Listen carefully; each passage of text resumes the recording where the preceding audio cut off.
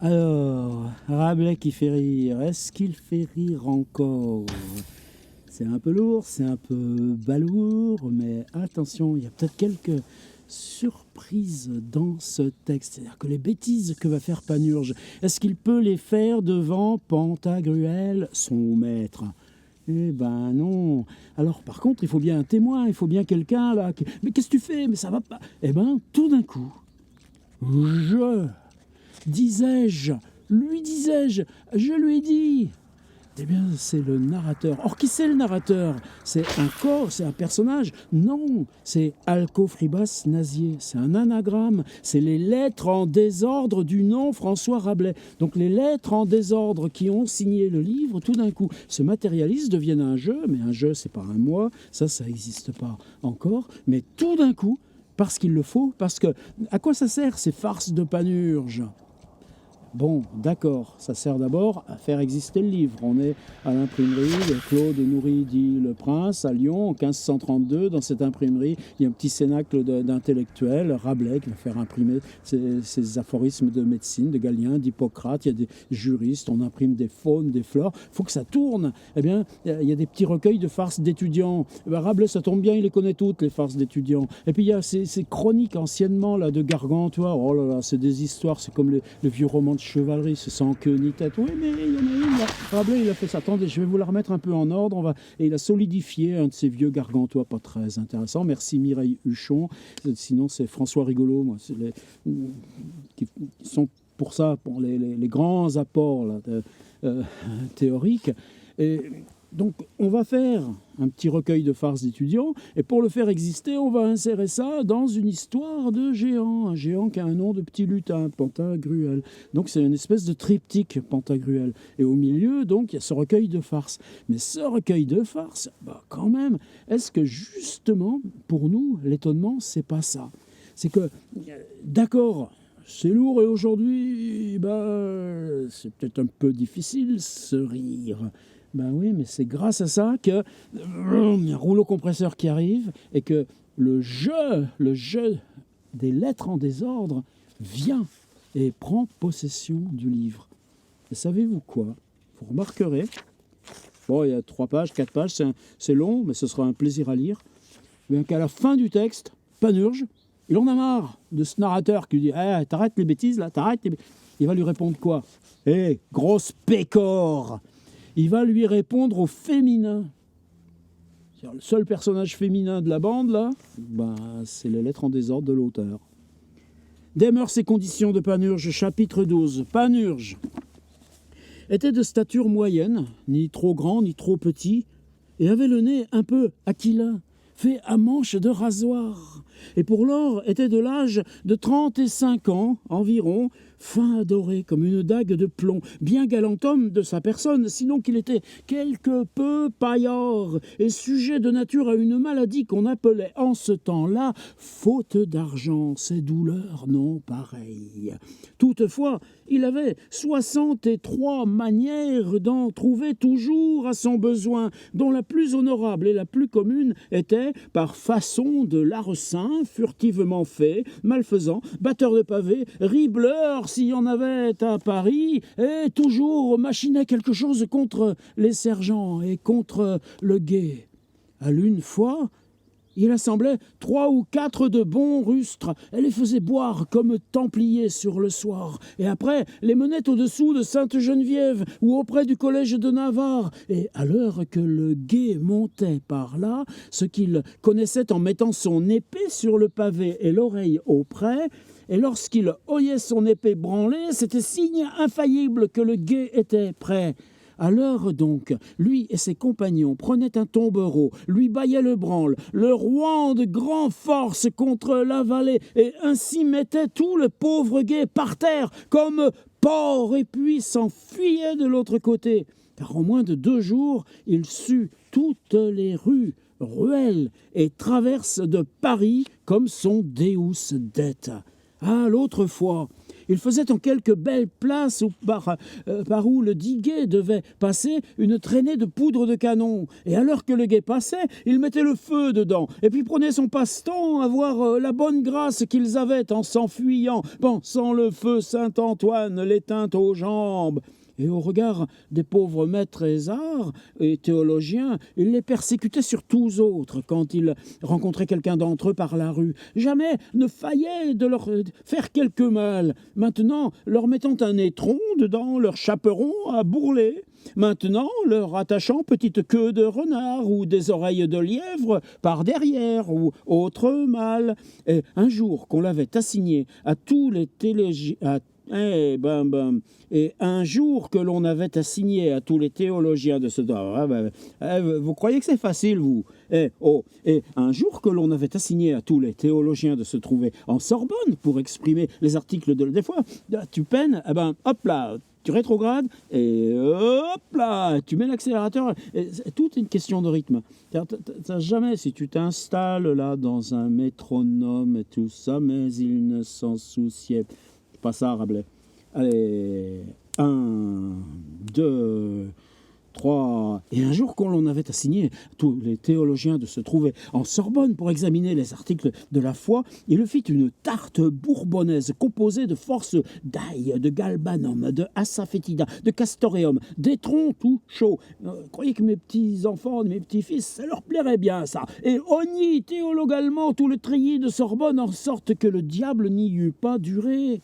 Et tous ces bonnes gens rendaient là leur gorge devant tout le monde, comme s'ils eussent écorché le renard, et en mourut 10 ou 12 de peste. Mais ils ne s'en souciaient pas.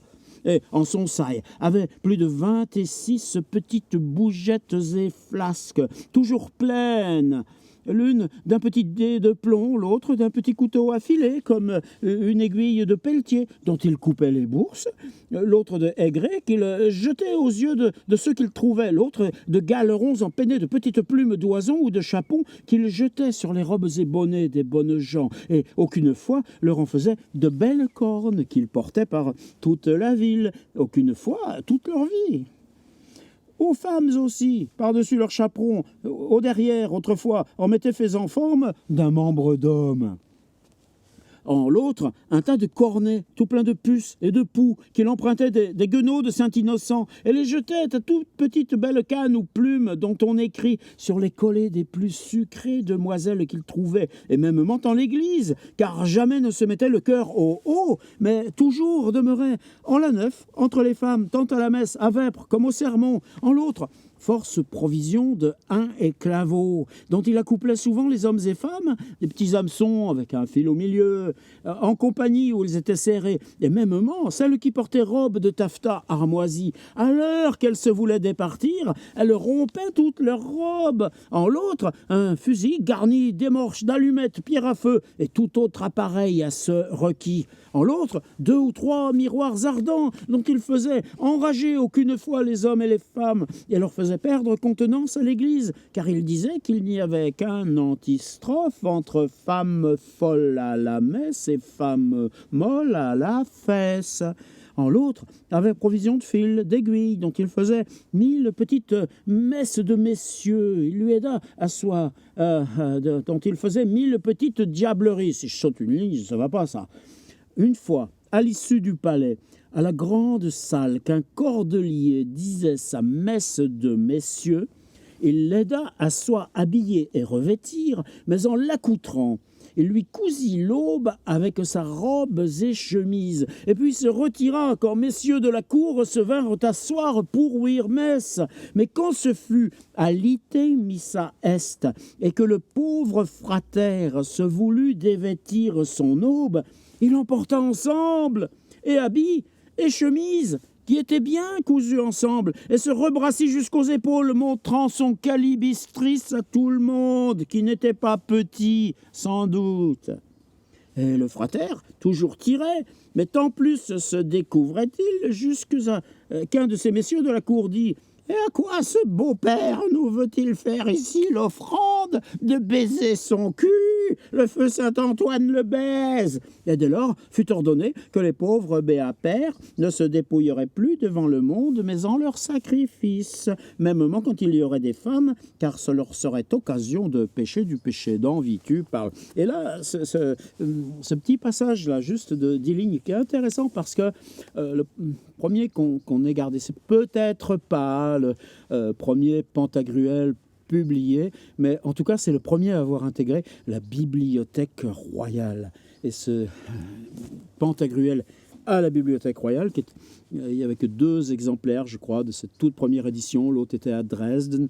Il a disparu pendant la crue, détruit pendant les bombardements de Dresden en 1945. En fait, il a été mis à l'abri, il a reparu depuis. Mais nous, celui qui est toujours à la Bibliothèque nationale de France, eh bien, ce passage a été caviardé à la main, à l'encre noire.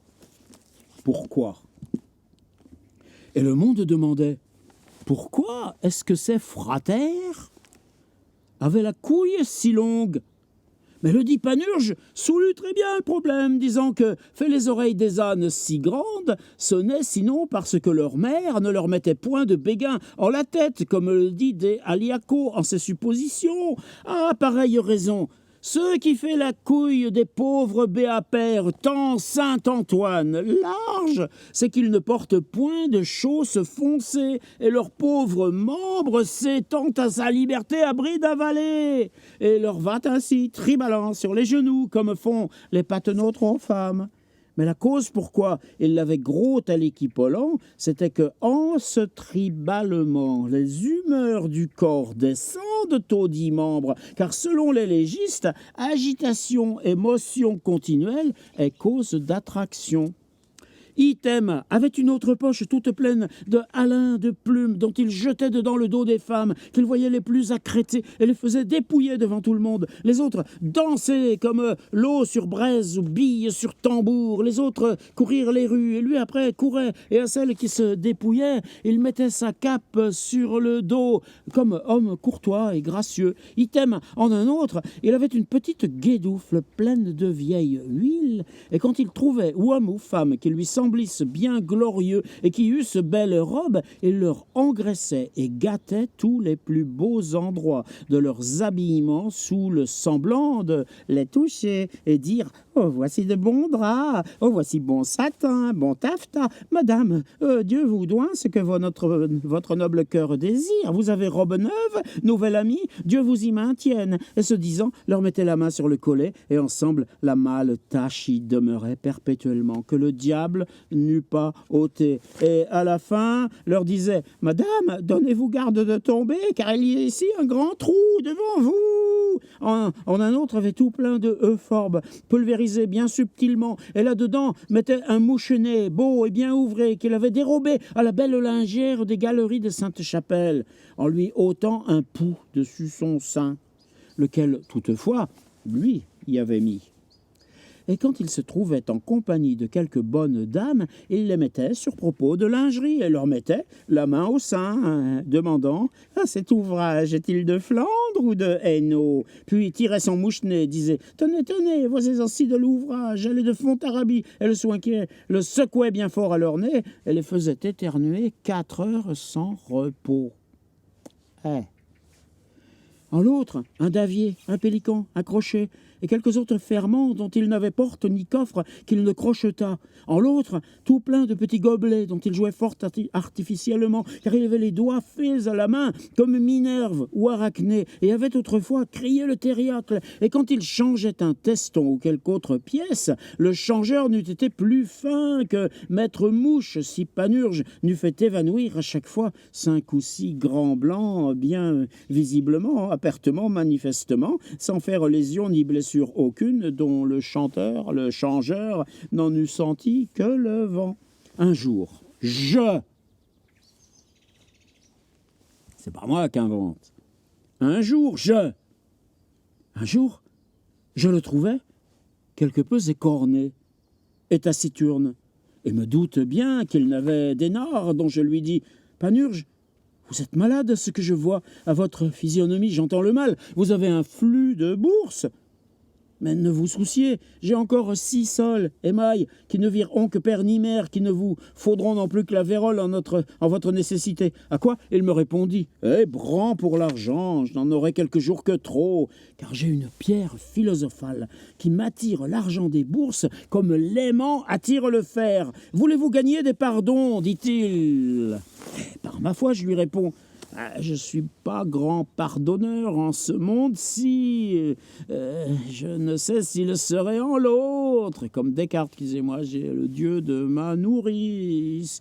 Eh bien, allons au nom de Dieu pour un denier, ni plus ni moins. Mais dit-il, prêtez-moi donc un denier à l'intérêt.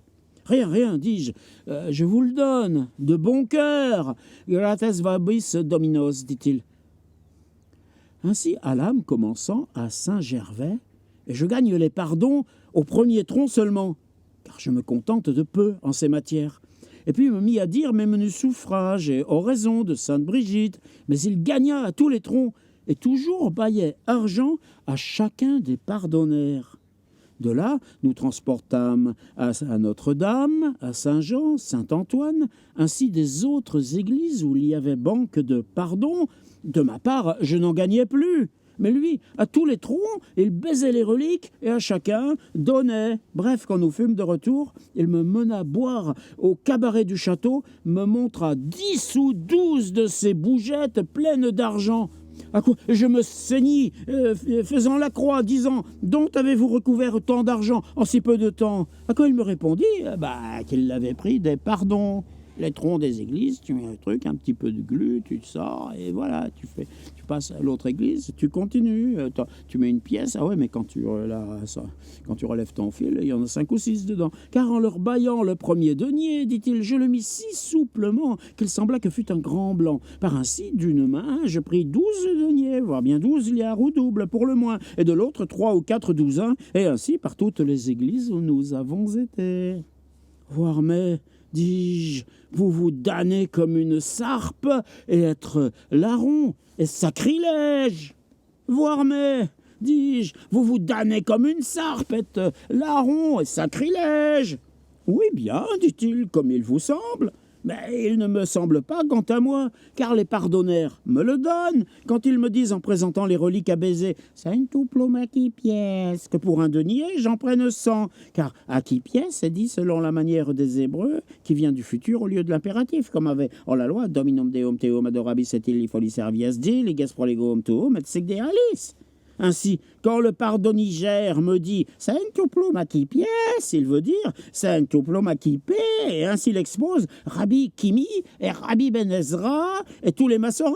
Et davantage, le pape Sixte me donna 500 livres de rente sur son domaine et trésors ecclésiastiques pour lui avoir guéri une bosse chancreuse qui tant le tourmentait qu'il en cuida devenir boiteux toute sa vie.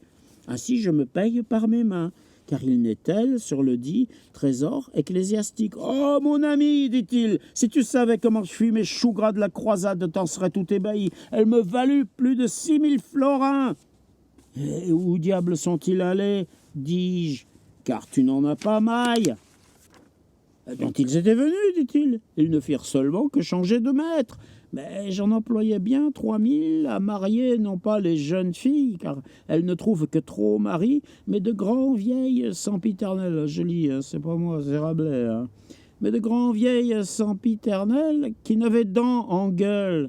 Considérant ces bonnes femmes ici ont très bien employé leur temps en jeunesse, ont joué du cerf-croupière à cul levé, à tout venant, jusqu'à ce qu'on n'en a plus voulu. Par Dieu, je les ferai saccader encore une fois devant qu'elles meurent, et par ainsi, à l'une donnait 100 florins, à l'autre 620, à l'autre 300, selon qu'elles étaient bien infâmes, détestables et abominables. Ouais, mais Sade, il fait quoi d'autre aussi? Car d'autant qu'elles étaient plus horribles, exécrables, d'autant il leur fallait donner davantage, autrement le diable ne les a pas voulu, ne les eut autres. D'autant il leur fallait donner davantage, autrement le diable ne les eût pas voulu besogner. Incontinent, je m'en allais à quelques porteurs de coutrets, gros et gras, et faisais même le mariage. Mais le premier que lui montrait les vieilles, je lui montrais les écus, disant « Compère, voici qui est à toi, si tu veux frottailler un bon coup. » Dès lors, les pauvres airs harassaient comme vieux mulets, et ainsi leur faisait bien apprêter, banqueter, boire du meilleur et force épicerie pour mettre les vieilles en appétit et chaleur. Fin de compte, ils besognaient, comme toutes bonnes âmes, sinon qu'à celles qui étaient horriblement vilaines et défaites, je leur faisais mettre un sac sur le visage. Davantage, j'en ai perdu beaucoup en procès. Et quel procès as-tu pu avoir, disais-je? Tu n'as ni terre, ni maison.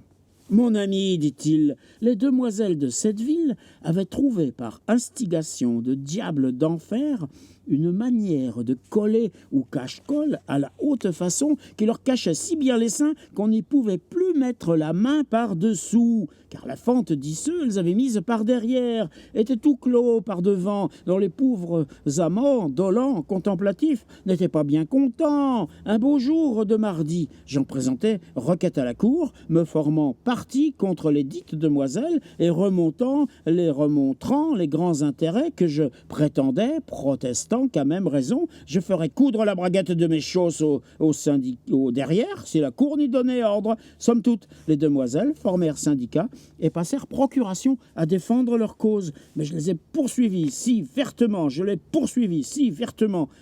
que par arrêt de la cour fut dit que ces hauts cache-cols ne seraient plus portés, sinon qu'ils fussent un peu fendus par devant.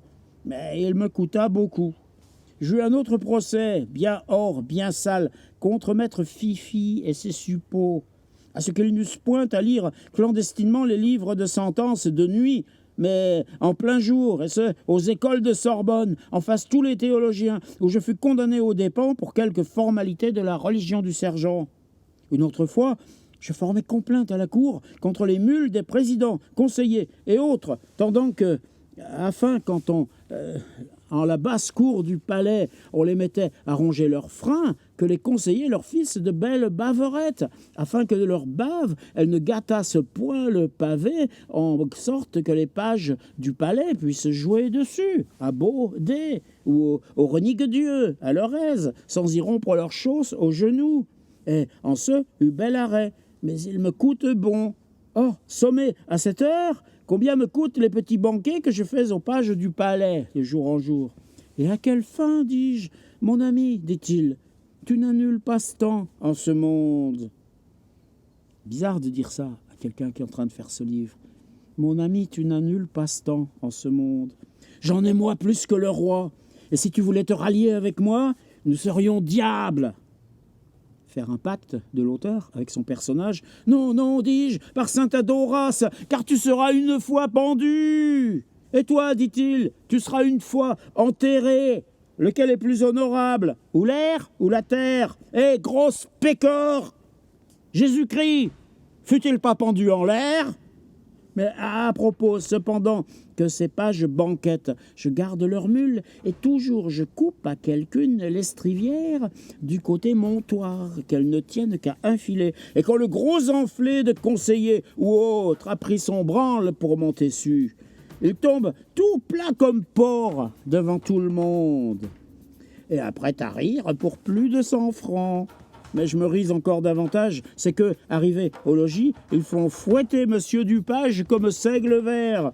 Par ainsi ne plaint point ce que m'avait coûté à les banqueter. Fin de compte, il avait, comme est dit dessus, 63 manières de recouvrer argent, mais il en avait 214 de les dépendre. Or, il a réparation de dessous le nez.